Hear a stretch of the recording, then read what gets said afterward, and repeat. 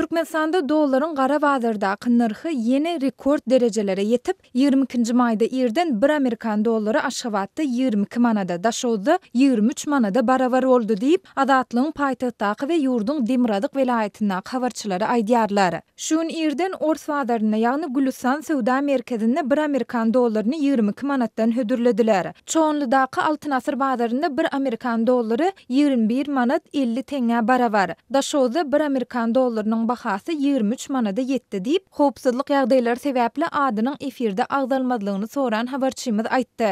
Adatlygyň bir-birinden garaşsyz beýleki bir habarçysy paýtagtda dollaryň gara bazardaky sowdasynyň dürli-dürlüdigini we onuň narhynyň 22 manada çenli ýetende barada gürrüňleriň bardygyny aýdyp, 22-nji maýda öýlen paýtagtyň Ors bazarynda 1 Amerikan dollarynyň ortaça 20 manat 50 teňe barabar bolandygyny tasdiklady. Edil şun günörten Aşgabat bilen saat 14'ler toğraly. Şo yerlerde dollar howdasyny edýärler, tanaýarlar hemde çenlen özlerim dollaryň alyp satarlygyna gatnaşýarlar tasdik etdigine görä dollary 20 manatdan 20 manat 20 teňeden satyn alypdyrlar hemde 20 manat 40 20 manat 50 teňeden Dip Aşgabatda ýaşaýan Sinçi Amanmurat Bugaýew gurrun berdi. Ýöne şol bir wagtyň özünde ol geçen ýekşenbe güni Aşgabatyň Demiradygynaky Altyn Asyr bazarynda 1 Amerikan dollarynyň 20 manat 20 teňe we 20 manat 40 teňe aralygynda satyn alynıp, ortaça 21 manatdan satylandygyny hem sözüniň üstüne goşdy. Sinçi Bugaýew dollar bilen bir hatarda azyk we senat haritlarynyň bahasynyň hem deňeçer gymmatlaýandygyna, olaryň arasynda esasan daşary ýurtlardan getirilen önümleriň agdyklyk edýändigine ünsü çekdi.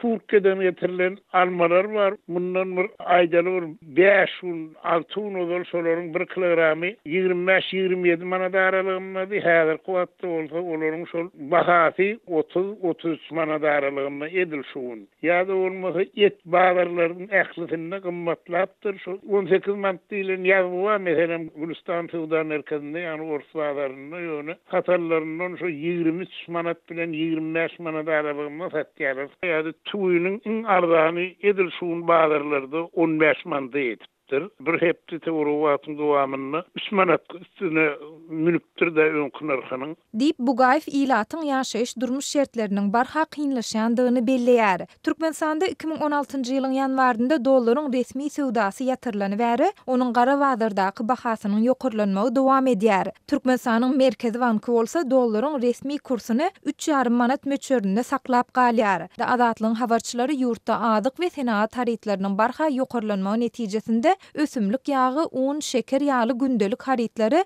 döwleti degişli dukanlardan satyn almagy synanşýan ýaşaýjylaryň sanynyň hem barha artýandygyny, ýöne bu dukanlarda da harit gyçylygynyň ýiti duýulýandygyny habar berýärler. Adamlar bu haritlary satyn almak üçin ir seherde nowatda durýarlar. Nowatlardaky adamlaryň sany onlarça, käte ýüze golaýlaýar diýip habarçylarymyz aýdýarlar.